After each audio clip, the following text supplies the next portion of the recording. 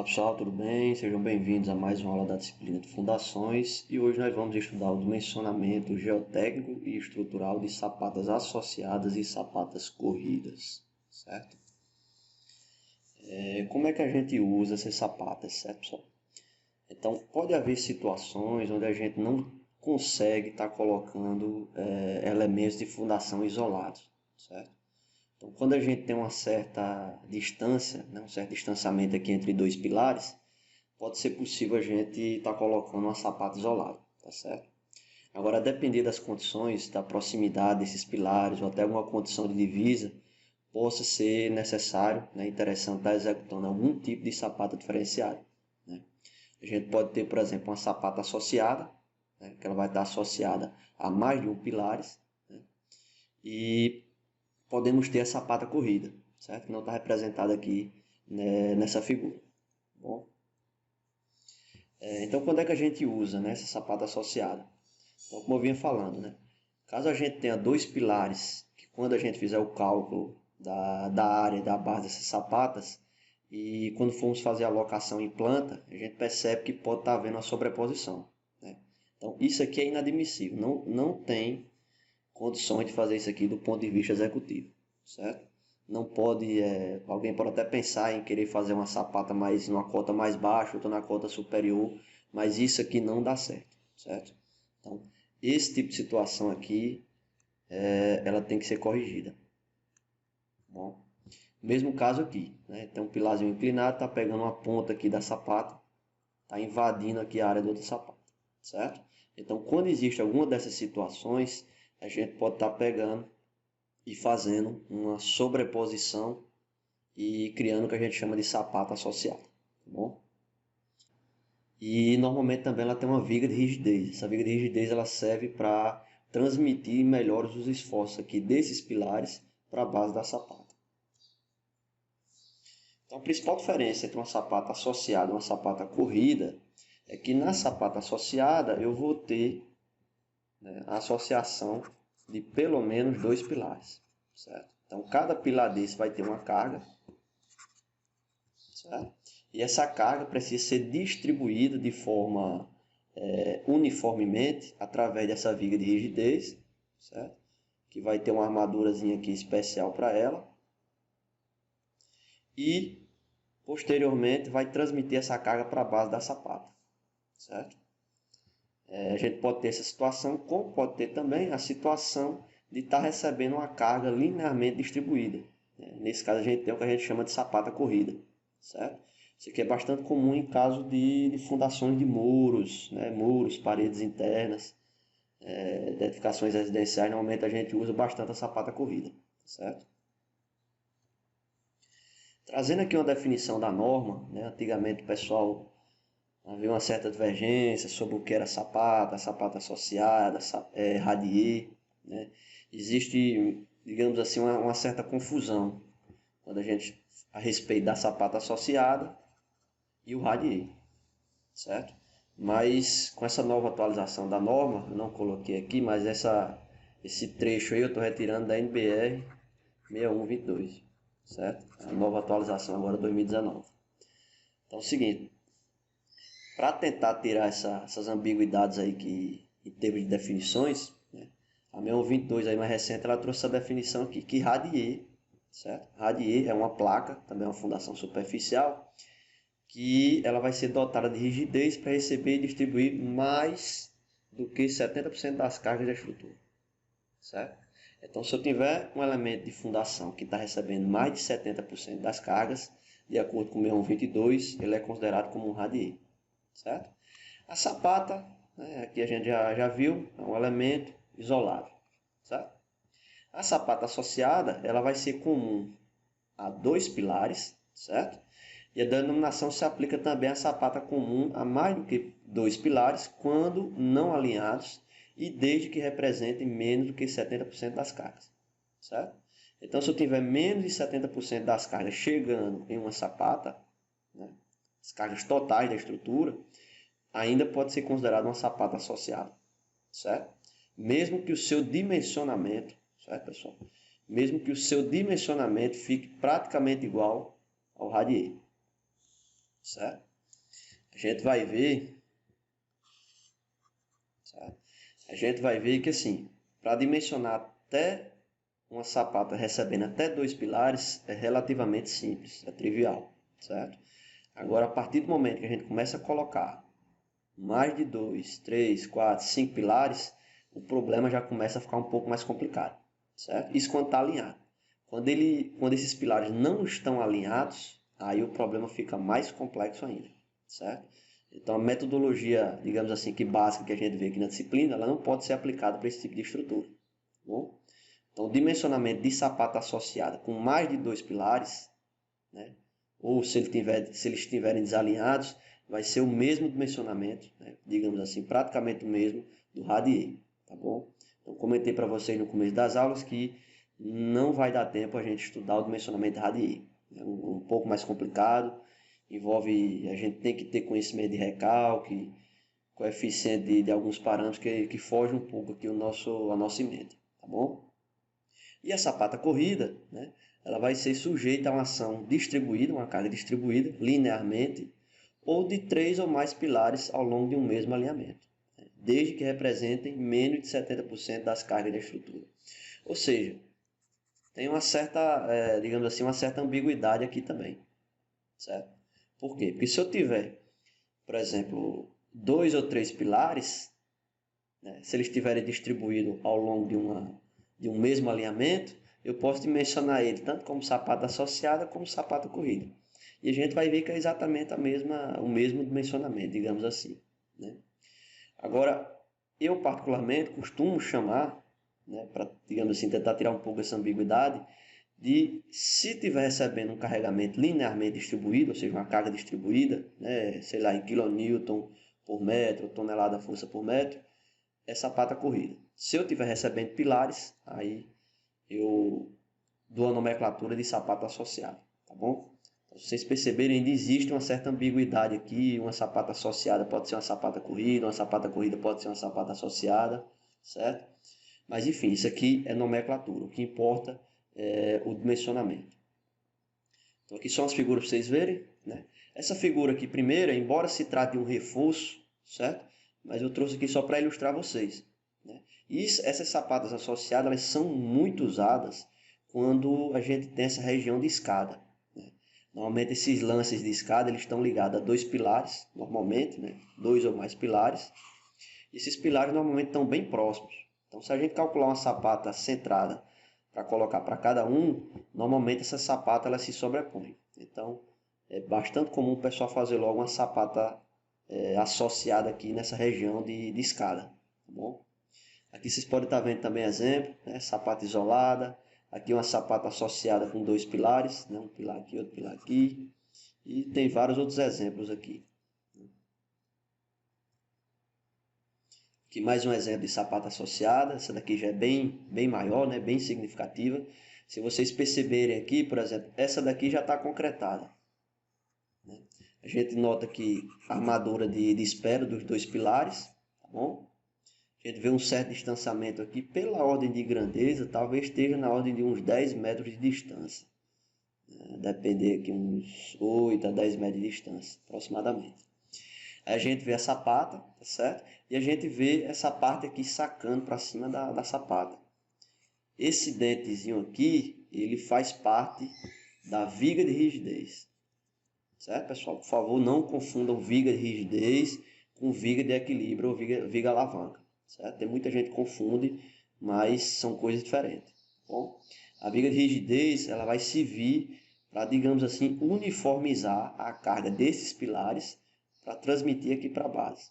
Certo? A base de sapato vai estar transmitindo uma carga distribuída, uma carga uniforme. Bom? E os pilares são cargas concentradas. Então, para uniformizar essas cargas, né, deixar o negócio aqui mais uniforme, a gente dimensiona essa viga de rigidez.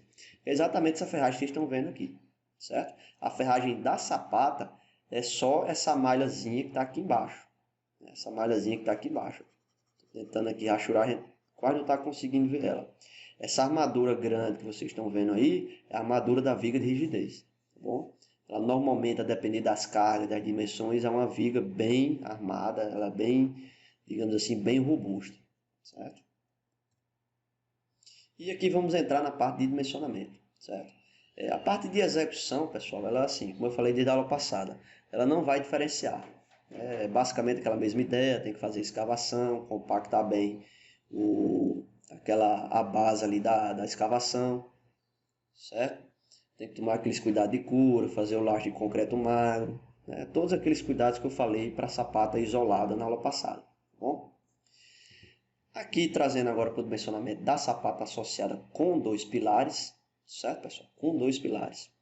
A gente primeiro precisa encontrar o centro de carga, certo, pessoal? Então, esse centro de carga aqui a gente encontra, né, através dessas equaçõezinhas, né? Ou seja, basta a gente fazer o somatório de forças aqui. A gente está olhando, por exemplo, uma barra recebendo dois carregamentos, né? P1, P2, certo? Com a distância D1, por exemplo, entre eles.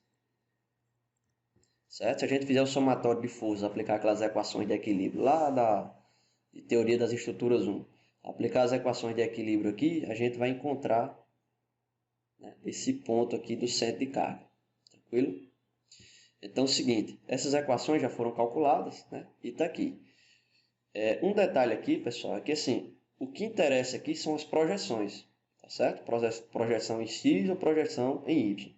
Essa distância entre P1 e P2, ela a priori não precisa ser calculada, certo? E como a gente tem, digamos assim, um triângulo retângulo aqui, ó, tanto faz a gente trabalhar com as projeções dele ou com esse distanciamento aqui entre os eixos, tá certo? Então, por exemplo, quando a gente quiser calcular o centro de carga entre P1 e P2, basta a gente calcular ou a cota em X ou a cota em Y. A gente encontrando a cota em X, a gente rebate esse valor aqui até encontrar o eixo, né? Esse eixo que passa entre os centros dos pilares, né? E a gente já tem automaticamente aqui o centro de carga, tá bom? Então a gente escolhe ou encontra o X ou encontra o Y. Isso aqui é um caso geral, né? Esse exemplo aqui que essa parte, digamos assim, está inclinada, né? Se ela estiver na horizontal, a gente já calcula direto aqui, digamos, o D1 já seria a distância horizontal já direto. Tá bom? Então isso aqui é bem simples.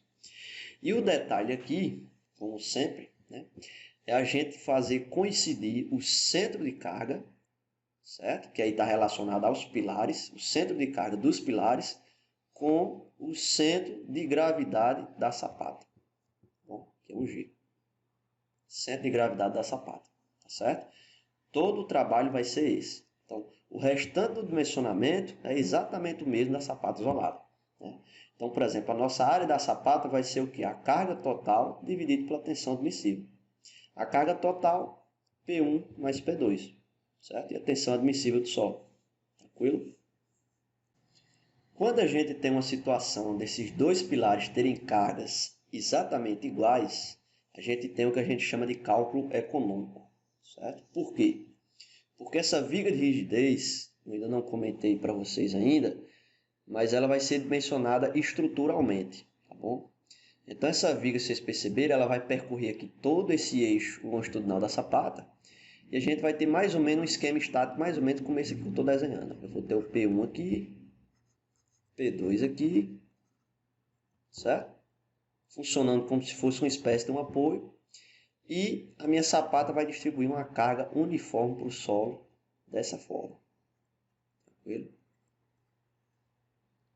Se vocês lembrarem lá de Teoria das Estruturas 1, o diagrama do momento fletor dessa estrutura aí, ela vai ficar algo mais ou menos parecido com isso. Ela vai ter uma parte negativa aqui nos apoios, um positivo aqui no vão e um negativo aqui nos apoios, certo? Ou seja, eu vou ter um momento negativo nos apoios, certo? E um momento positivo aqui no meio do vão, tranquilo? O que acontece? O cálculo econômico, né, que está relacionado à taxa de armadura que a gente vai colocar nessa viga de rigidez, ela vai estar diretamente relacionada aos módulos desses momentos fletores aqui, tanto positivo como negativo. Então é o seguinte, o cálculo econômico ele só vai ser possível quando a gente tem os módulos do momento negativo e os módulos do momento positivo iguais, né? Quando esse M negativo e esse M positivo são iguais em módulos, a gente tem um cálculo econômico, certo? E isso só é possível quando as duas cargas dos pilares são iguais, certo? Então, quando isso acontece, a gente consegue estimar, digamos assim, essa largura aqui, ó, que é essa aba, né, a gente chama de aba, que é essa distânciazinha entre o CG do pilar e a face mais externa da sapata.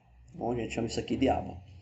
Então, se a gente fizer o cálculo lá da teoria das estruturas, a gente vai encontrar que essa aba precisa ter um valor de A sobre 5, ou seja, A é o comprimento total da sapata, certo? Então, 1/5 desse comprimento vai para as abas, certo? Uma aba de um lado, outra aba do outro lado, tranquilo? Fazendo isso, né, a gente garante que esse momento negativo e o momento positivo eles vão ser praticamente iguais. Vai ter uma pequena diferençazinha, mas pode ser desconsiderado, tá certo? Então, fazendo isso, a gente já tem um dimensionamento, digamos assim, bem direto, ou seja, aquele mesmo cálculo lá que a gente já viu. Ou seja, a área da sapata vai ser o quê? Carga do pilar P1, carga do pilar P2. Esse K, pessoal, se lembrem que é característico, certo? Então, toda carga, toda força que a gente estiver tratando com característico, ou seja, que não recebeu majoração, coeficiente de segurança, eu coloco K, certo? Está dizendo que é característico. Então, PK1 é a carga característica do pilar P1. PK2, carga característica do pilar P2. Esse 1,1 é aquele somatório lá devido ao peso próprio da sapata, que eu sempre multiplico, certo? Isso aí já é padrão. E a tensão admissível do terreno. Tranquilo? Isso aí já é o que a gente já vinha fazendo sempre. A vezes B é a distância, né? B, como sempre, é a menor largura da sapata, certo? E A é o comprimento total dela, tá certo? Então, se a gente tiver essa condição de cálculo econômico, P1 igual a P2, a gente consegue encontrar o valor de A diretamente por essa relação. Ou seja, a gente sabe que essa distância entre o CG do pilar 1 e o pilar 2, a gente tem como obter essa distância. A gente sabe, da própria locação a gente sabe essa distância. Então, fazendo 3/5 de A, isolando o valor de A, a gente consegue encontrar qual o valor total aqui desse comprimento. Ou seja, a distância aqui entre esse ponto e esse não vale 3/5 de A. Então, isolando o A, né, vai ficar 5 sobre 3 vezes essa distânciazinha. Que como o pilar aqui, essa figura está inclinada, eu vou ter uma cota em X e uma cota em Y, ou seja, D1 e D2, né, simulando aqui como se fosse um triângulo retângulo, certo? Se esses dois pilares estiverem totalmente na horizontal, né, a gente desconsidera um desses daqui, fica, por exemplo, D1 igual a essa distância horizontal. A gente já tem um valor direto, né? Fica 5 sobre 3 desse valor horizontal. Tranquilo? Esse caso aqui é o caso geral. Então, os pilares podem estar em qualquer posição aqui, colocando simplesmente as cotas. Vou colocar aqui para vocês. D1 essa cota aqui, certo? D1 e D2 essa altura aqui, certo? Então, se os pilares estiverem com D2 igual a zero, ou seja, estiverem totalmente alinhados aqui na horizontal, D2 é igual a zero, já fica a distância direta aqui, né? Você já encontra o valor de A, certo? Então, encontrando o valor de A, a gente consegue substituir naquela equaçãozinha, a área da sapata igual a B vezes A, que é uma sapata retangular, e a gente já encontra o valor de B direto, tá bom? Bem simples, não tem muito o que fazer não. Quando essas cargas dos pilares elas são diferentes, né, aí esse cálculo econômico ele fica complicado, né? Porque a magnitude dos momentos fletores, como vocês estão vendo aqui, ó, aqui é uma figurazinha bem clássica, temos dois pilares, né? O centro de carga dele está aqui, ó, certo? Agora, se vocês perceberem, as nossas abas agora, né, como os pilares são com carga diferente, o valor da aba ela vai ser diferente. Então, a gente vê que essa aba aqui é um pouco menor do que essa outra aba. Essa aba aqui, ó. Certo? Então, em decorrência disso, os módulos dos momentos fletores vão ser diferentes. Então, por exemplo, o momento fletor negativo nesse apoio aqui está sendo esse, 22, nesse exemplo, né? 22 kN, aqui 52 kN e aqui o positivo no meio do vão 42. Certo? Então, a gente tem três valores de momento fletor aí. Ou seja, só para vocês terem uma ideia, quando a gente for armar essa viga, a gente vai ter que armar ela por maior momento fletor. Ou seja, a gente não vai olhar para o 22, a gente vai armar ela por 52. certo? E aqui no positivo a gente vai armar ela para 42, tá certo? Então, se a gente tivesse os mesmos módulos de momento fletor aqui, a gente colocaria, digamos assim, a mesma armadura, tanto em cima como na parte de baixo da viga, tá certo? Então, isso aí geraria um cálculo econômico. Então, quando as cargas são diferentes, tem que fazer algum, digamos assim, você tem que literalmente sair testando, né? Você encontra o CG, o centro de carga, e o centro de gravidade da sapata, aí você sai assumindo vários valores aqui para A sobre 2, ou seja, essa distânciazinha aqui, ó, de uma face da sapata até o meio é o A sobre 2. Então vocês podem estar assumindo vários valores diferentes para A sobre 2 e fazendo a análise estrutural da viga de rigidez para perceber como que fica aqui o comportamento dos momentos fletores, né? Sempre na ideia de buscar que eles sejam os mais próximos possíveis. Tranquilo? Algumas vezes não vai ser possível fazer isso, infelizmente. Bom, aquilo que eu falei, né? Nesse caso, a gente vai adotar o valor de A sobre 2, né, quando a gente tiver carga diferente, como sendo a distância do centro de carga até o pilar mais afastado, acrescido de uma distância L1. Então, por exemplo, como o meu pilar P2, nesse exemplo aqui, P2 está mais próximo de centro de carga, eu não posso fazer, por exemplo, A sobre 2 contando essa distânciazinha aqui, ó, do centro de carga até o centro do P2, né? Então, o ideal é eu rebater essa distância total aqui, L1 mais L2, rebato para o outro lado, que aí eu vou ter uma aba maior de um lado e uma aba menor do outro lado, certo?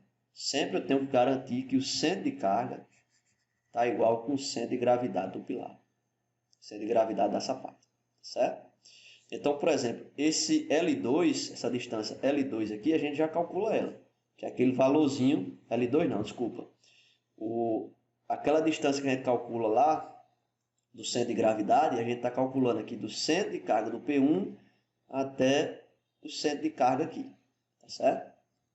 Então, esse L2, na verdade, a gente vai pegar aquele valor de X, né, X do centro de carga, e somar mais a metade da largura desse pilar aqui. Aí vai ser o meu L2. Meu L1 vai ser um valor arbitrado, certo? Como eu falei, a gente vai tentar buscar com que aqueles momentos fletores da viga de rigidez fiquem o mais próximo possível. Bom? Então, a recomendação aqui é que esse L1 seja de pelo menos uns 20 centímetros, né? Por quê? É uma distância que eu tenho que ter aqui dessa aba, porque vocês têm que imaginar que aqui vai ter uma concentração de armadura muito grande. Então, essa viga de rigidez ela vai ser bem armada, vai ter muita armadura. Então, para estar evitando confronto, né, sobreposição de armadura aqui, um enganchado medonho aqui nessa região, é interessante dar um espaçamentozinho, certo? De pelo menos 20, 30 centímetros, para poder fazer a alocação dessas armaduras, certo? Senão vai ficar uma dor de cabeça medonha para quem estiver armando isso aí, tá bom? Há situações de divisa que a gente não tem como deixar essa distância, né? Aí, digamos assim, aí vai ter que dar um jeito, né? Tem que dar um jeito, tem que estudar bem, tem que fazer um detalhamento bem bacana para ficar possível de executar na obra, certo? E podemos ter uma situação ainda, né, da sapata ela não está, digamos assim, totalmente retangular, né? Ou seja, se chegar alguma situação, por exemplo, da gente ter uma sapata por aqui, ó, a gente já tem um outro pilar com a sapata aqui. Então, se a gente quisesse fazer, por exemplo, essa sapata associada quadrada, né, possivelmente ela iria, digamos assim, comer um pedaço da outra sapata que tivesse aqui do lado. Então, pode existir uma situação como essa, ter elementos de fundação próximos, que não seja possível executar a sapata na forma retangular. Ou seja obrigado a fazer uma espécie, né, de um paralelogramo, ou seja, essa figura que vocês estão vendo aí, como se fosse um retângulo meio esticado, né, digamos assim. Isso aqui é o mesmo cálculo, certo? A área, tudo é a mesma ideia, tudo sem problema nenhum. O único questionamento que vai ficar aqui é que o cálculo da viga de rigidez, certo? Da viga de rigidez, está passando aqui, ela vai ter que ser baseada tanto na flexão, que já é o normal, né? Momento fletor e força cortante, mais o momento torção. Por quê? Porque se a gente perceber, o centro de carga Por exemplo, se a gente pegar dois paralelogramos aqui, ó, pegando aqui sempre paralelo, né, paralelo ao lado A e paralelo ao lado B. Se a gente pegar dois paralelogramos desse aqui, o centro de gravidade de cada um deles aqui, ó, vai estar distanciado aqui da nossa linha de eixo, tranquilo? Então, devido a essa não equilíbrio dessas faixas, vai gerar um momento torsor aqui, certo? A gente pode enxergar isso talvez mais fácil aqui olhando para as quinas. Por exemplo, se eu tivesse essa sapata retangular, todo o carregamento que existia, por exemplo, desse eixo para cá, ele seria equilibrado com esse outro retângulo aqui, certo? Ou seja, essa área todinha seria equilibrado com essa outra área, certo? Porém, como eu tenho essa esconcidade, digamos assim, eu vou ter, por exemplo, esse triângulo aqui, ó. O CG dele talvez esteja mais ou menos por aqui, ó. Ou seja, a carga equivalente dessa áreazinha desse triângulo vai estar mais ou menos aqui. Ou seja, o centro de gravidade desse triângulo. Desse outro triângulo vai estar mais ou menos aqui, ó. Então, vai haver uma excentricidade aqui, ó, entre esse local de aplicação da carga e o eixo da viga de rigidez, que vai gerar um momento torsor nessa viga, certo? Digamos assim, não é um problema, né, se for dimensionado. O dimensionamento do momento torsor é um pouco mais complicado, não é muito simples, né, mas é possível de ser feito e vai gerar uma armadurazinha a mais, tá bom? A gente não vai ver isso, porque não é assunto da disciplina de fundações, mas só para vocês ficarem cientes. Se pegarem alguma situação como essa, a viga de rigidez precisa ser dimensionada a torção também.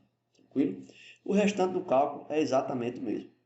Como a gente tem exatamente a mesma área de um retângulo, ou seja, a área desse paralelogramo aqui seria B vezes A, certo? Esse A sendo essa projeção grandona aqui, ó. Tranquilo? Podemos ter ainda uma situação de divisa, né? Essa situação aqui, pessoal, de divisa, ela só é interessante se os pilares estiverem muito próximos, certo? Por quê? Porque se esses pilares aqui estiverem muito distantes, você, digamos assim, vai precisar fazer uma viga de rigidez muito, assim, como é que eu posso falar? Muito robusta. Então, a armadura, o concreto, você vai gastar muito concreto e muita armadura para fazer isso aí. Então, normalmente, digamos assim, não tem uma distância padrão. Isso aí, a única maneira de fazer isso é calculando e testando, né? Quando a gente tem uma situação de divisa como essa, é comum o pessoal fazer ou a sapata excêntrica, né, uma sapatazinha isolada, indivisa, que é mais complicado. Normalmente ela não é viável para grandes carregamentos, né? Então, para a situação de grandes carregamentos, a gente tem que colocar o que a gente chama de viga de equilíbrio ou viga alavanca, tá bom? Essa viga alavanca é o mais ideal, quando a gente tem pilares mais afastados, né, com uma certa distância. A gente, digamos assim, consegue ter uma economia um pouco maior. Se esses pilares estiverem muito distantes, não compensa fazer a sapata associada. É melhor fazer uma sapata isolada com a viga alavanca, né? A viga alavanca estaria, por exemplo, ligando esse pilar P1 ao pilar P2. Eu vou mostrar para vocês nas próximas aulas, tranquilo? Porém, se P1 e P2 estiverem próximos, né, relativamente próximos, eu não consigo dizer um valor exato, isso aí tem que ser descoberto na prática, calculando e testando, mas se esses pilares estiverem relativamente próximos, pode ser viável fazer uma sapata associada ligando eles, né? Então, por exemplo, aqui a gente pode ter duas situações. Quando o P1, esse pilar P1 é menor que o P2, ou seja, a carga que está chegando no P1 é menor que a carga do P2, a gente tem que o centro de carga vai estar mais próximo de C2. Ou seja, a gente consegue pegar essa distânciazinha aqui de A sobre 2 e rebater ela para o outro lado, né? E a gente vai ter uma abazinha um pouco maior aqui do P2 e aqui no P1 a gente não vai ter nada. Tá certo? Isso é possível, é tranquilo. E aqui a gente já tem direto, né? Por quê? Porque o nosso A sobre 2 ele já vai ser fixo. A gente calcula o centro de carga e o A sobre 2 vai ser a distância do centro de carga até a divisa, até a distância de divisa, diminuído normalmente uma distânciazinha de 2,5 cm. Esse 2,5 cm, pessoal, é simplesmente para quando o pessoal for executar esse pilar aqui, ó, eles conseguirem colocar a forma do pilar, certo? É só para isso.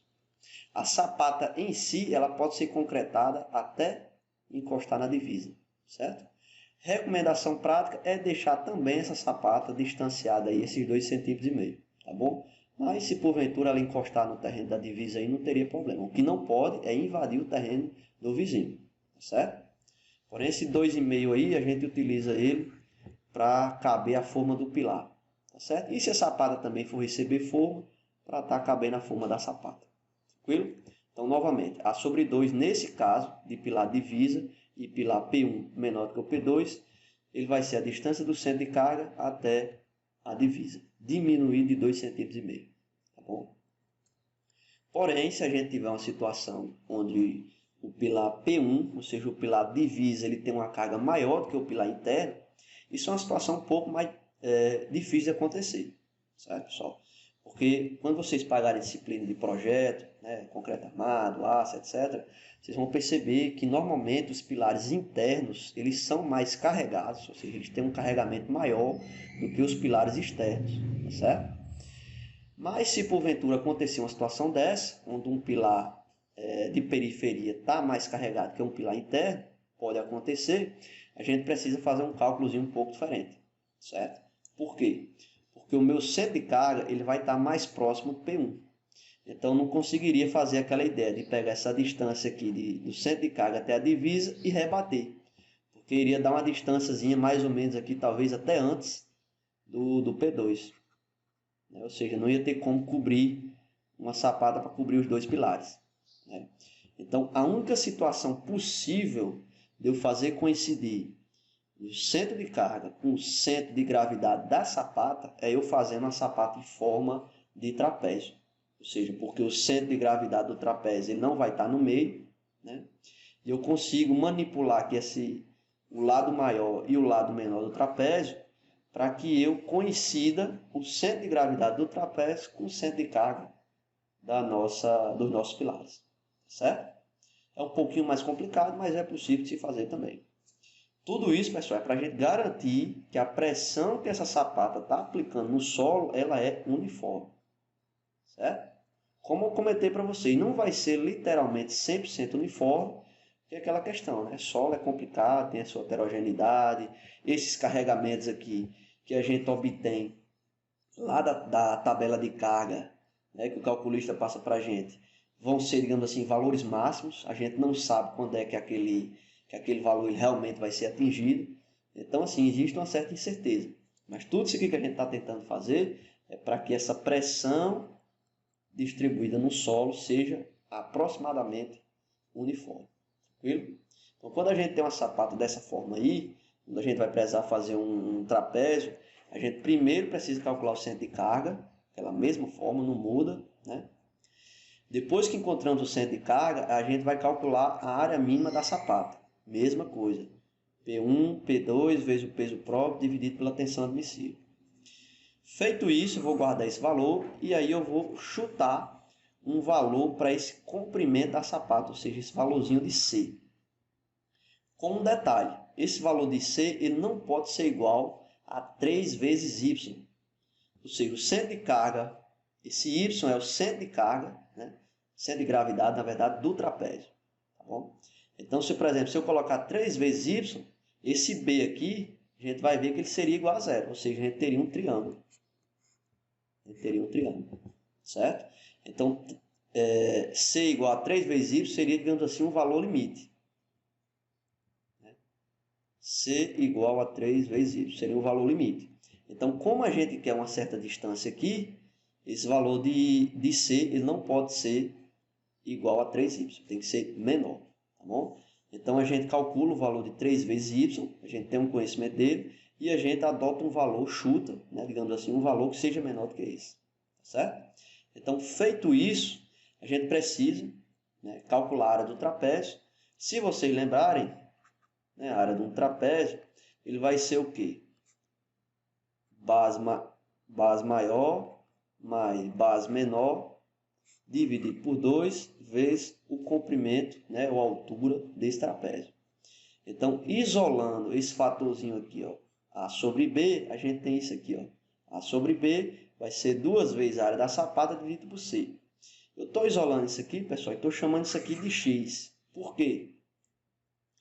Porque eu vou precisar calcular o centro de gravidade do trapézio. E o centro de gravidade do trapézio é essa equaçãozinha que vocês estão vendo aí, ó, né? Seria C sobre 3, né? Esse parênteses aqui seria A mais 2 vezes B. Então, eu estou isolando aqui, colocando A mais B aqui e A mais B aqui, para eu poder substituir por esse X, para poder ter um trabalho um pouco menor aqui. Então, por exemplo, nessa equação, eu preciso descobrir o meu valor de B, certo?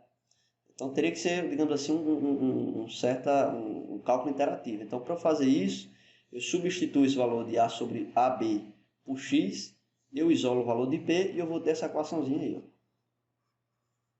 Certo? Esse valor de Y eu já conheço, né, que é o meu centro de carga. Então, eu tenho que fazer coincidir o centro de carga com o centro de gravidade do trapézio. Então, eu já tenho o Y, isolo o B, certo? Então, o meu valor de B, ou seja, esse valorzinho aqui, a menor largura do trapézio, ele precisa ser igual a esse valor aí que a gente vai calcular, certo? Então, calculamos ele, a gente tem que esse valor ele precisa ser pelo menos 80 centímetros, certo? Ou 80 centímetros, ou a depender do caso, precisa ser pelo menos maior do que a largura da viga de rigidez, né? Evidentemente, a gente não pode ter uma viga de rigidez mais espessa, ou seja, mais larga do que a sapata. Isso é inadmissível, tá bom? Então, tem que ser uma distância aqui de pelo menos 80 centímetros e que comporte a viga de rigidez da sapata, né? Pelo menos. Então, verificando se comporta isso, né? Ou seja, se ele é de pelo menos 80 centímetros, a gente pode calcular o valor de A. Então, esse valor de B, pessoal, vocês vejam que ele está amarrado ao centro de carga aqui, ó, certo? Ou seja, eu estou calculando o valor de B para coincidir o centro de carga com o centro de gravidade do trapézio. Eu encontrei o valor de B, eu substituo aqui na equação da área do trapézio e eu encontro o valor de A. Tranquilo? Então, feito isso, eu tenho um dimensionamento total aqui do valor de A, o valor de B e o valor de C. Certo? E o cálculo da altura da sapata é exatamente igual os restantes, né? Como a gente já tinha visto da sapata isolada. Exatamente a mesma coisa, certo? Com o cuidado que a sapata, quando ela é retangular, certo? O sentido de trabalho dele é nessa largura aqui, ó, ou seja, sempre na menor largura. Então, eu vou pegar aqui a base da sapata, menos a largura da viga de rigidez, dividido por 3, calcular, e fazer aquele cálculozinho lá também, segundo Kaku, que é para não considerar os efeitos de punção, né? Ou seja, substituindo todos esses valores aí, eu simplifiquei a equação, a gente tem 2,3 vezes raiz de P1K mais P2K dividido pelo FCK. FCK é a resistência característica do concreto, certo? Então, feito isso, a altura total vai ser o D, que é a altura útil, certo? Mais 5 centímetros. Tranquilo? Que é aquele, digamos assim, aquele cobrimentozinho que a gente tem ali das armaduras. Tranquilo? Com um detalhe aqui, pessoal, é o seguinte, essa viga de rigidez, a gente não vai calcular ela, certo? Isso aí é um cálculo estrutural. O cálculo da viga de rigidez, ele não tem nada a ver com a parte geotécnica, ele é totalmente estrutural, ou seja, vocês vão aprender a calcular isso aí lá na disciplina de concreto armado. Como sugestão aqui, esse valor pode mudar quando passar para o calculista. Como sugestão, eu deixo para vocês que esse valor de BW, certo? Vou colocar aqui, ó, BW, ele vai ser o B0, que é o valor do pilar, a largura do pilar, mais pelo menos 10 centímetros, certo, pessoal? Como eu falei para você, esse pilar ele vai ter uma armadura de espera aqui, certo? Vai ter a armadura dessa viga. Então, assim, vai ficar uma concentração de ferragem muito grande aí, certo? Muito grande mesmo.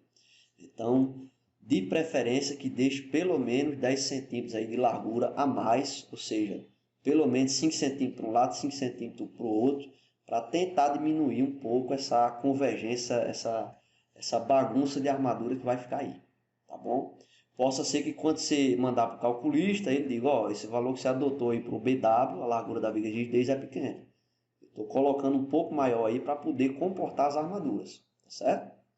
Então, para a gente aqui, a gente está adotando esse valor aqui. BW, B0, que é a largura do pilar mais largo, né, evidentemente, né? Mas pelo menos 10 centímetros, certo? Se porventura o calculista aumentar, digamos assim que a gente já calculou essa altura, digamos assim, a favor da segurança. Tá bom? Se esse valor aqui aumentasse, essa altura seria um pouco menor. Então, como a gente usou um valorzinho, digamos assim, menor, a gente está a favor da segurança, certo? E aqui só comentando para vocês, eu não vou me ater a isso, porque não está no escopo da disciplina, mas o cálculo da viga de rigidez ela é bem simples, né? Digamos assim, para a gente estimar ela. A viga de rigidez ela vai passar aqui, ó, ligando os pilares, né? E como eu falei, o trabalho da viga de rigidez é pegar essa carga pontual dos pilares e transmitir de forma distribuída, de forma uniforme para o solo. Bom? Então, qual vai ser essa carga que vai estar chegando na viga de rigidez? Ele vai ser simplesmente o meu valor dos dois pilares, a carga dos dois pilares, acrescido o valor do peso próprio, dividido por A. Certo? Vocês estão vendo aqui. Ó. Ou posso pegar a tensão que está dividida no solo, que eu já conheço, vezes B. Dá na mesma. Certo? Por quê? O que é que eu estou fazendo aqui? Eu posso imaginar também dessa forma aqui, pessoal. Que vai ser igual a P1 mais P2. Certo? Dividido por essa área completa. Ou seja, a pressão que eu estou distribuindo no solo aqui ela é completa. Ou seja, A vezes B. Só que eu não só quero, a minha viga de rigidez ela não está nesse comprimento A. Né? Então, eu preciso concentrar essa pressão distribuída em toda a área nessa largura B. Ou seja, eu multiplico aqui por B. Ó. Corto B aqui, eu fico com essa equaçãozinha que a gente tem. P1 mais P2 dividido por A. Tranquilo? Então, por exemplo, a gente calcula uma viga, a gente precisa fazer um cálculo estrutural de uma viga que vai receber esse carregamentozinho aí. Ó. Certo? Então, a gente precisa ir lá para concreto armado, calcular armadura positiva, armadura negativa, armadura de cisalhamento e armadura de torção, se for aquele caso da sapata esconsa, né? E calcular, certo? A partir daqui não tem nada a ver com a parte geotécnica. Aí é tudo concreto armado, tá certo? Aí como eu comentei para vocês, né, aqui mais ou menos aqui um exemplo de um cálculo. Né? Então com essa vigazinha aí, carregamento distribuído, e ela vai gerar um diagrama de momento fletor variado. Tanto um diagrama de momento fletor como um diagrama de esforço cortante. Né? Uma viga submetida à flexão. Certo?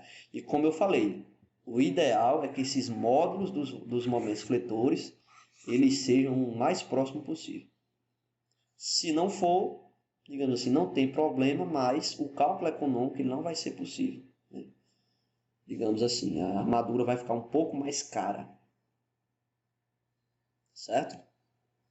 E a gente pode ter uma situação ainda que é com pilares com mais de dois, né? Uma sapata com mais de dois pilares. Então, nesse caso, o problema ele passa a ser hiperestático. Né? A magnitude das tensões que vão ser distribuídas no solo ela vai depender, além dos carregamentos, né, desse pilar, vai depender também da rigidez do sistema. Né? Que sistema é esse? A sapata e viga de rigidez. Tá bom? Então, se a sapata e a viga de rigidez forem suficientemente rígidas, essa tensão que vai ser distribuída no solo ela pode ser assumida como aproximadamente uniforme. Certo? Então, assim, o cálculo dessa viga de rigidez ela começa a ficar um pouco complicado porque ele passa a ser hiperestático. Né? No caso, com dois pilares, é um sistema isostático. Com três ou mais, já é hiperestático. Certo? Então, ele vai depender diretamente da rigidez desse elemento aqui.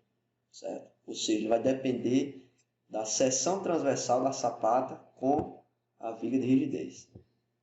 Certo? Ou seja, vou precisar calcular a área dessa sapata, a área de seção transversal, a inércia, o centro de gravidade dessa seção, certo? Esse EA, pessoal, eu não falei para vocês, né? Vocês vão ver muito lá em concreto armado, mas esse EA é o que? Esse é o módulo de elasticidade do concreto e A é a área de seção transversal da sapata. Então, módulo de elasticidade do concreto vezes a área da sapata é a rigidez flexional, certo? Então, vou precisar fazer um cálculo estrutural que considera a rigidez de tudo isso aqui, certo? E eu vou precisar fazer uma modelagem do solo também, né? Como é que isso ficaria? Essa modelagem do solo eu posso fazer de uma forma simplificada, que é substituir o solo por uma molazinha, certo? E aí eu vou fazer uma espécie de uma consideração que a gente chama de interação solo-estrutura. Então, quando a gente tem esse sistema hiperestático, tudo vai influenciar. A rigidez da sapata com a viga, a rigidez do solo, certo? Então, só tem como calcular essa viga fazendo um cálculo um pouco mais complexo. E com um detalhe aqui, se a sapata ela for rígida, esse carregamento uniforme aqui, ele vai ser aproximadamente constante. Agora, se a sapata ela for flexível, né, aí o carregamento, pessoal, vai ser uma coisa bem doida. Né? Então, não vai ser uniforme, certo? Então, tem que fazer uma consideraçãozinha a mais aí. Aqui um exemplo, né? Posso ter vários pilares. Se ela for rígida, o carregamento vai ser aproximadamente constante. Se ela não for rígida, aí o carregamento vai variar, vai ser uma bagunça total. Então aqui só um exemplo, né? Não vou me ater muito isso aí, mas só um exemplo de como é que seria feito. Se eu tivesse vários pilares chegando aqui nessa sapata, né? Por exemplo, P1, P2, P3, certo? Isso aqui é um print screen lá do F2, certo? Acho que vocês já conhecem.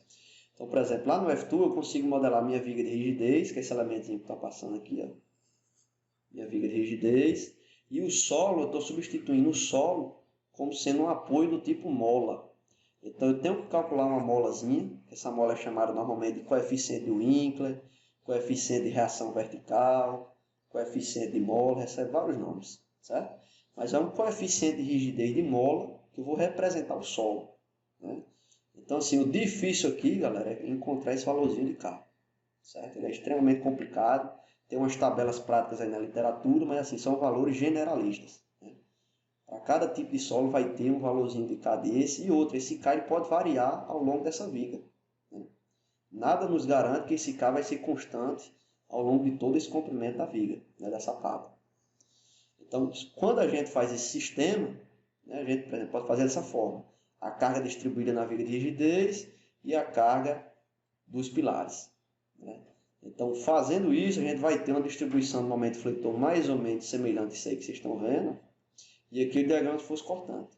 O que eu quero que vocês percebam aqui é que esse projeto aqui ele foi feito considerando a sapata rígida, né? O sistema inteiro como rígido, né? Tanto sapata como a viga de rigidez também, né? Então, feito isso, se a gente for olhar aqui para as reações de apoio em cada mola dessa, a gente consegue perceber aqui, ó, esses valorizinhos aqui, ó, das setinhas. Por exemplo, aqui no apoio está valendo 47. Aqui no meio está valendo mais ou menos 48. Né? Sempre fica nessa faixa. Ou seja, essa distribuição aqui está praticamente uniforme. Está crescendo um pouquinho aqui no meio, porque no meio tem um pilar mais carregado. Mas ele é praticamente uniforme. Por quê? Porque foi dimensionado como rígido. Se esse elemento aqui fosse flexível, aí essas reações aqui nas molas seriam bem variadas. Ia variar bastante, então ia ser uma coisa bem mais complicada aí, tá certo? Então, só para ilustrar para vocês aí como é que teria que ser feito. Ou seja, essa viga de rigidez aqui, eu precisaria levar em conta toda a seção da sapata. Eu precisaria calcular a inércia dessa seção transversal, onde está localizado o CG dela, né? Enfim, seria um cálculozinho um pouco mais complicado. Eu não vou apresentar para vocês como que faz esse cálculo, porque a gente precisa conhecer o coeficiente de reação vertical do solo. E para a gente conhecer ele, a gente precisa entender sobre recálculos, que não é assunto agora. A gente vai tentar ver recálculos e alguma coisa sobre esse recálculo, sobre esse coeficiente de reação vertical lá para o final da disciplina. Tá bom? Então lá no final eu explico um pouquinho sobre isso aí. E aqui entrando agora na sapata corrida, certo? É basicamente a mesma ideia da outra, com a diferença que aqui a gente vai receber uma carga distribuída, né? Uma carga linearmente distribuída ao longo do eixo dessa sapata. Viu? E a diferença também é que ela não vai ser calculada como um todo. A sapata corrida ela é calculada para uma faixa unitária de 1 metro. Então, normalmente, a sapata corrida ela é aquela sapata que vai receber uma alvenaria, né? um muro, alguma coisa do tipo. Carga numa parede, né? Num piso, alguma coisa do tipo, certo? Mais uma ideia para vocês verem. né? Então, por exemplo, sempre a gente vai calcular ela para uma faixa unitária. Então, a gente vai, digamos assim, calcular só uma faixa unitária dessa de 1 metro, certo? 1 metro. E replica isso para o restante da sapata. Bom, ela é bem simples também, não tem complicação. Aqui uma definição que Bastos falou em 2016, que as sapatas corridas rígidas são utilizadas geralmente sobre muros ou paredes com cargas relativamente altas e sobre solos com boa capacidade de suporte. Bom. E o cálculo é bem simples, né? A área da sapata, com detalhe aqui que eu vou ter uma carga distribuída, certo? Eu preciso concentrar essa carga em um ponto. Né? Então, por exemplo, uma carga equivalente a essa carga distribuída vai ser o quê? A própria carga vezes a largura de 1 metro, que é a faixa que eu estou considerando. Bom? Então, eu pego minha carga concentrada, vezes 1,1, que é devido ao peso próprio, dividido pela tensão admissível. Feito isso, eu já tenho direto, né? Calculei a área mínima da sapata.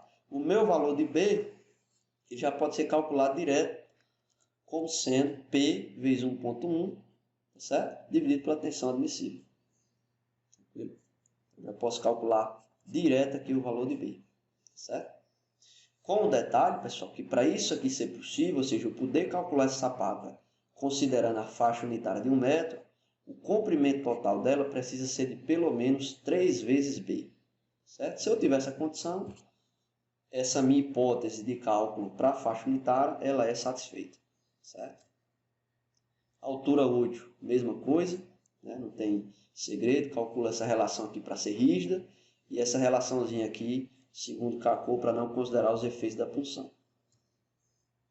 A armadura, né? Não vou comentar muito isso, que é a mesma coisa lá da sapata isolada, certo? Com a diferença aqui, que lá na sapata isolada a gente calculou uma armadura para a direção vertical e uma direção horizontal, não é? Ou seja, a gente calculou um TX e um TY. Aqui a gente só vai colocar a armadura principal, ou seja, a armadura principal é essa aqui, pessoal. Ela está nesse sentido aqui. E aqui eu vou colocar uma armadura distribuída, né, ao longo do comprimento da sapata. Essa armadura distribuída, né, ela é calculada como sendo 1/5 da armadura principal, que eu calculei, certo? Pelo menos 0,9 cm² por metro, ou a metade da área mínima da sapata, ou seja, dessa área da seção transversal. Então, eu calculo a área da seção transversal por essa fórmula, né? Somando aqui a área 1 mais a área 2, ou seja, aquela base da sapata, mais o tronco de cone. Eu tenho a área da seção transversal e eu calculo a armadura mínima, né? Como essas sapatas normalmente elas têm uma baixa carga, normalmente, algumas vezes a gente vai armar só com a armadura mínima. Ou seja, a armadura mínima vai ser o quê? 0,15, ou seja, 0,15% da área da sapata, certo, pessoal? Essa S aqui é a área da sapata, certo? A área da seção transversal, viu? Essa seção transversal aqui que a gente está calculando.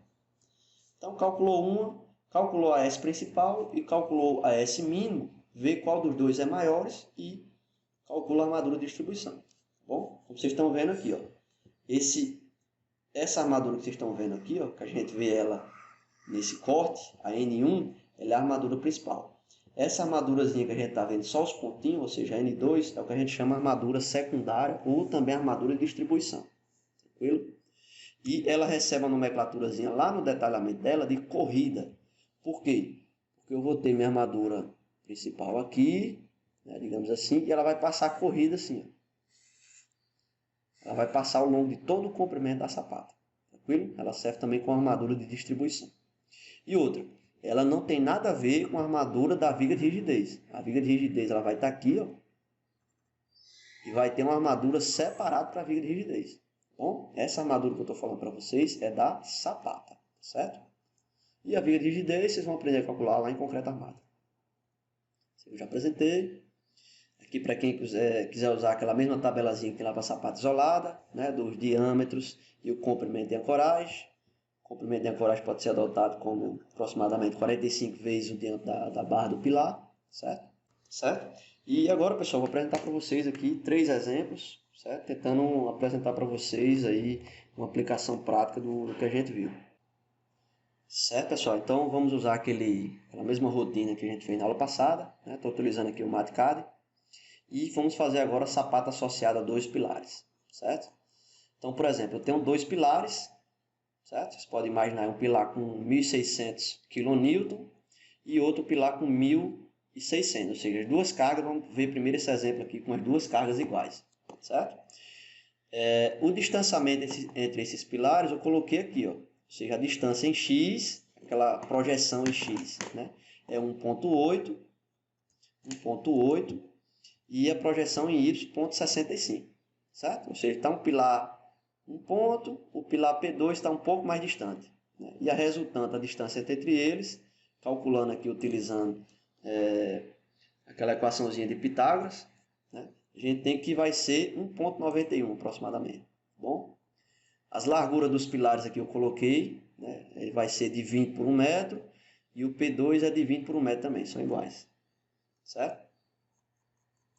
Então, feito isso, a gente vai calcular primeiro o centro de carga, certo? Ou seja, P2 dividido por P1 mais P2 vezes a distância em 1x, certo? Ou seja, eu estou calculando só uma projeção. Eu não preciso estar trabalhando com as duas projeções. Eu calculei a projeção em x, rebato ela para o eixo e eu já encontro o CG aí, certo? Então, eu encontrei o x do centro de carga, que vale 0,9. Ou seja, a distância entre esse ponto e o centro de carga na projeção em x vale 0,9, certo? A tensão admissível eu estou adotando aqui como sendo 300 kPa, certo, pessoal? Aqui eu já estou entrando com o valor direto de tensão admissível. Evidentemente que vocês precisam, né, dependendo do projeto, precisam encontrar, seja pelos métodos semi-empíricos, seja por prova de carga, vocês precisam encontrar a tensão admissível do terreno, certo? Aqui eu já estou entrando direto porque a gente já calculou na aula passada.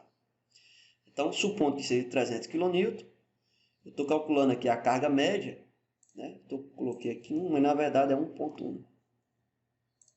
Então, por exemplo, P1K mais P2 vezes 1,1 deu isso aí de kN. Dividido pela tensão admissível, eu vou ter minha área mínima da sapata, de aproximadamente 11,73. Aí aqui eu estou dividindo, né, para dois casos. Se as áreas forem iguais, eu vou olhar para essa parte. Se as cargas forem diferentes, né, eu vou entrar para essa outra parte aqui. Mas como as cargas são iguais, nesse exemplo, né, 1.600 e 1.600, eu tenho como fazer meu cálculo econômico. Então, minha área, né, meu comprimento econômico, isolando lá aquele valor, vai ser 5 sobre 3 da distância entre P1 e P2, do centro de carga, entre P1 centro de carga não, do centro geométrico de P1 para P2, certo? Esse L, P1, P2 que eu estou chamando aqui, ó, ele é exatamente a projeção aqui, a resultante, ó, usando a Pitágoras, certo? Então, feito isso, encontrei 3,19, certo? Eu vou adotar aqui para 3,20, arredondar, né? Sempre aquela ideia de estar arredondando para múltiplos de 5 centímetros, para facilitar a execução na obra.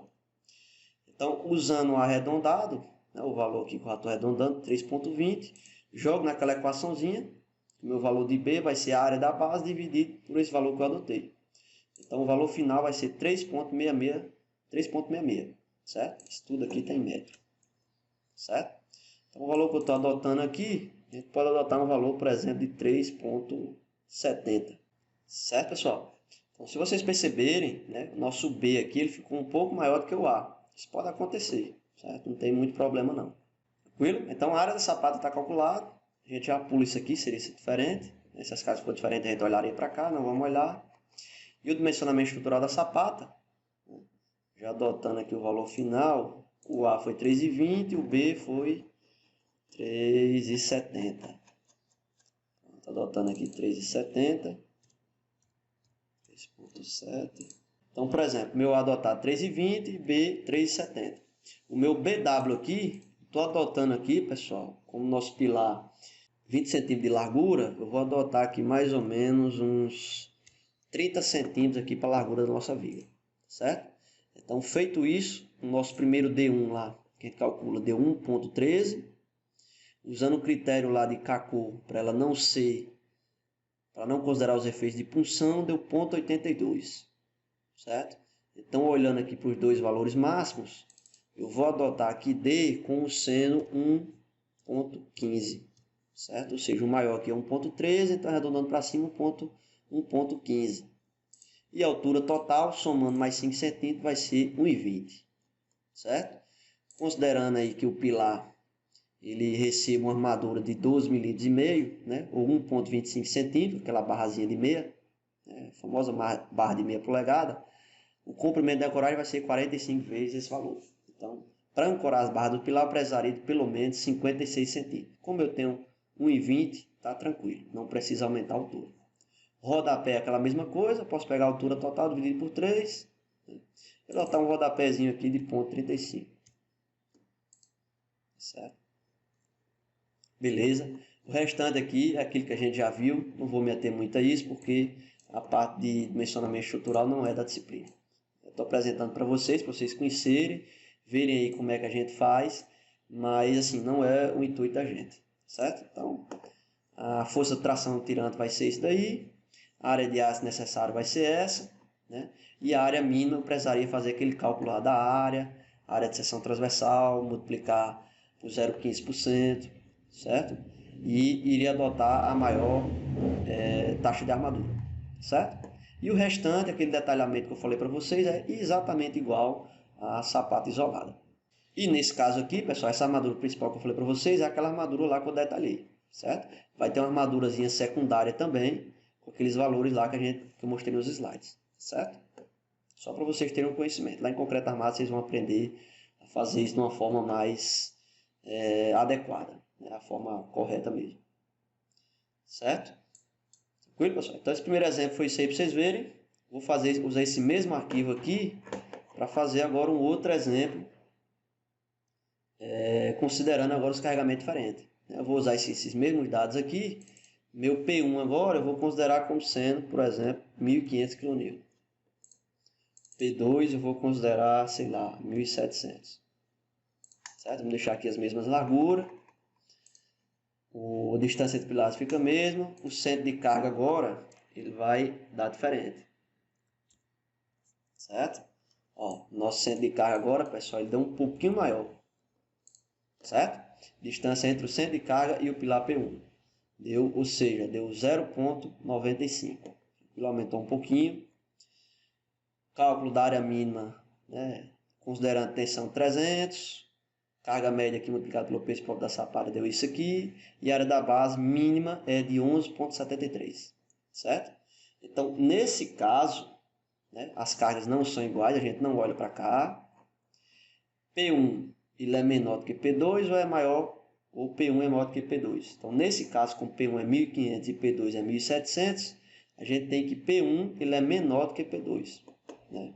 Então, nesse caso, o que é que eu vou fazer? Ó? Eu estou adotando, vamos primeiro para cá, né?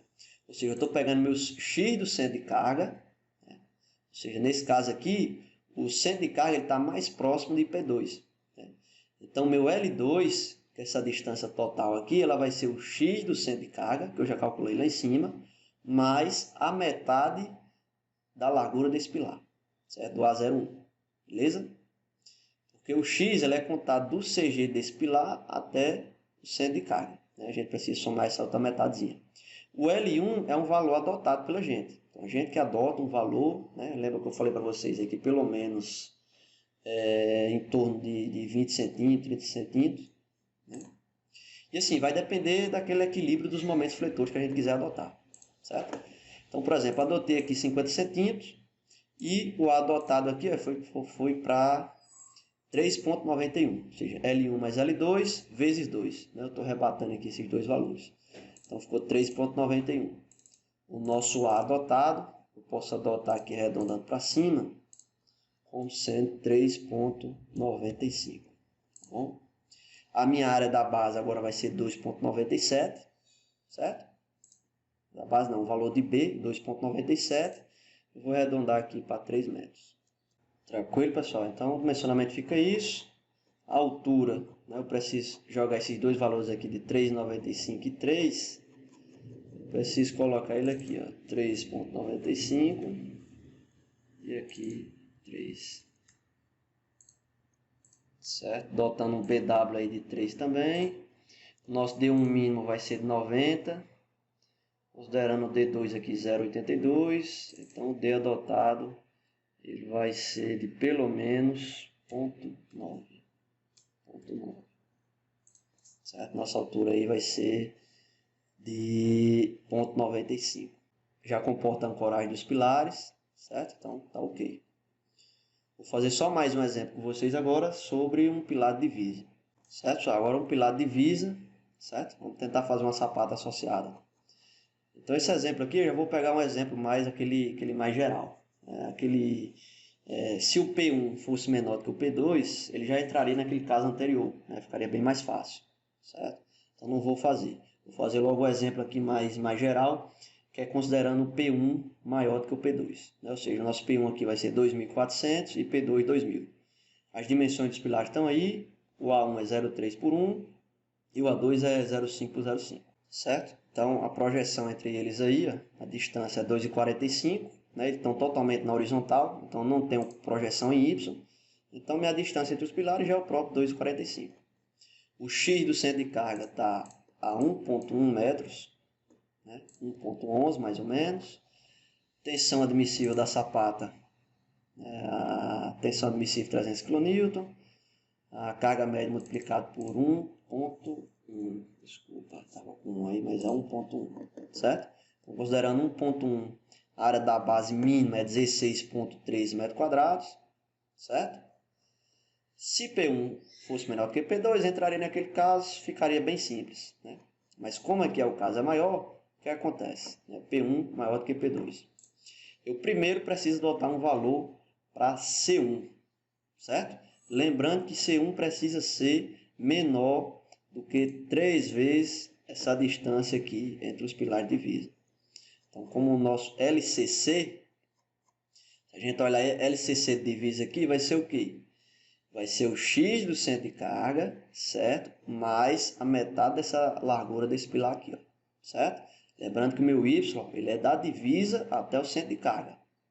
Aquele XCC que a gente calculou, ele é do centro do pilar P1 até o centro de carga, certo? Então, tenho que acrescentar esse A sobre 2 ainda. Então, 3 vezes essa distância vai dar 3,79. Então, o valor de C1, eu posso adotar qualquer valor menor do que 3,79. Então, começando aqui adotando 3,6, certo? Calculado aquele valor de X, né? aquela relaçãozinha lá para facilitar. O meu valor de B vai ser 0,43. Né? Lembrando lá dos slides, 0,43. Então, o que acontece? Esse 0,43, se vocês lembrarem, eu preciso de pelo menos 80 centímetros. Ela ia ficar muito estreitinha aqui nesse lado, ou seja, ela ia ficar muito estreita aqui desse lado B, certo? Então não é o ideal. O ideal é que esse B seja um pouquinho maior, pelo menos 80 centímetros, né? Os 80 centímetros já vai ser suficiente, digamos assim, para comportar esse caso aqui desse pilar com a viga de rigidez, né? Então nesse caso eu preciso reduzir o valor de C1 aqui, né? Para que eu chegue pelo menos num valor aqui de 80 centímetros. Então, por exemplo, se eu adotar aqui 3 estava 3,6, né? Se eu adotar 3,5, se eu adotar 3,5, o meu valor de B2, ó, ele já sobe para 0,76, ainda não está no que eu quero. Vou adotar aqui, por exemplo, 3,3, 3,4, vamos ver 3,4 que acontece. 3,4 já vai para 1 metro, né?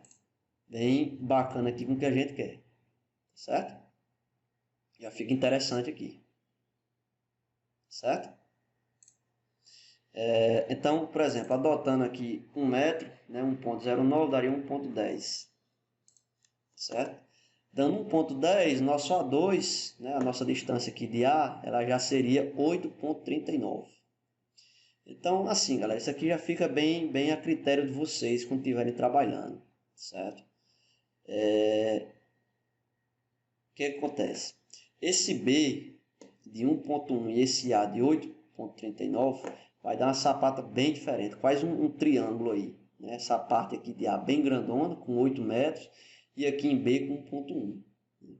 Então, nesse caso, eu escolheria aumentar um pouquinho mais esse valor de B aí, viu? Então, por exemplo, se a gente colocar aí 3,3, já poderia ter parado, né? Mas só para ficar mais criterioso, por exemplo, aí, se a gente diminuir aqui para 3,3, o nosso valor de B2 sobe para 1,45 A gente pode adotar B2 aqui como sendo, por exemplo, 1.5. O nosso Y diminui um pouquinho. Mas, vencendo essas relações que eu estou pedindo aqui para vocês, ó, esse valor aí já está aceitável. Certo? Então, a dimensão desse sapato aqui já seria direto. Né? C1, 3.3. A distância de A aqui seria... a gente pode adotar aqui A2, A.2 adotado. Né? Vou adotar A2 de como sendo 8.3. Então, a distância de A seria 8.3, B 1.5 e C1 3.3. Certo, pessoal? Então, nesse caso aqui, a gente teria que calcular a altura da sapata, né, considerando esse valor aqui de A, certo? Porque esse valor de B é muito pequeno, então ficaria contra a segurança. Então, nesse caso, a gente teria que calcular a sapata por valor de A. Né? Se substituir esse valor de B aqui, ia dar uma altura bem significativa, viu, pessoal? Então, por exemplo, como a gente tem um valor de 8.30, né, considerando que a viga de rigidez aí, esse primeiro pilar, se vocês lembrarem, ele é de 30 por 1 metro, né? 1 metro dele considerando na largura, então vamos considerar assim uma largura aqui de 1.10, a largura da viga de rigidez, certo? Vai ser uma viga bem bruta essa daí. Mesmo assim, né, nossa altura útil aí vai ser de 2.4 metros, certo, pessoal? Então vai ficar uma sapata aí bem robusta. Né? O D1, para não considerar os efeitos de punção, precisa só de 96 centímetros. Vou adotar aqui 2.4, que é o que está pedindo lá em cima. E isso daí totalmente daria em torno, né, de 2,45 com altura total. Certo, pessoal? Assim, ficou uma altura bem significativa, né, bem grande mesmo. Uma sapata com altura de 2,45 m é muito grande, certo? Mas de toda forma, para essa magnitude desses carregamentos, essas distâncias, né, ainda por se tratar de uma situação de divisa, vai ficar nessa ordem mesmo, certo? Então vai ficar uma sapatazinha bem carregada mesmo, certo? O que pode ser indicar para a gente que talvez uma situação como essa não seja o ideal. Né? Fazer uma sapata associada para esse caso. Né? Talvez uma sapata com viga de equilíbrio talvez fosse mais interessante. Tá bom? Então, pessoal, tranquilo, nossa aula de hoje é isso aí. Nas próximas aulas a gente vai tratar ainda sobre sapata, vamos entender como funcionam as sapatas excêntricas e sapata com viga de equilíbrio. Certo? A sapata com viga de equilíbrio vai ser, digamos assim, uma segunda opção para esse caso. Né? Então, aí vocês só vão saber se vai ser melhor um ou outro quando calcular os dois, tá bom? Então é isso aí, valeu. Qualquer coisa, qualquer dúvida, vocês coloquem nos comentários, que na nossa próxima aula síncrona a gente tira. É isso aí, valeu e até a próxima.